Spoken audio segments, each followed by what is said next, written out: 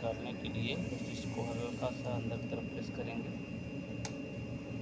निकल आएगा, उसको बाहर की तरफ खींच लेंगे।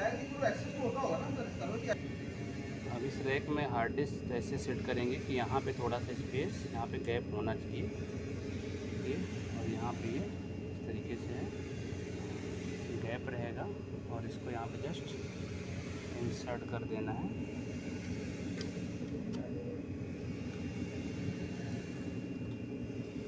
इधर इंसर्ट हो जाएगा, उसके बाद इसको बस ये हार्ड डिस्क लग गया।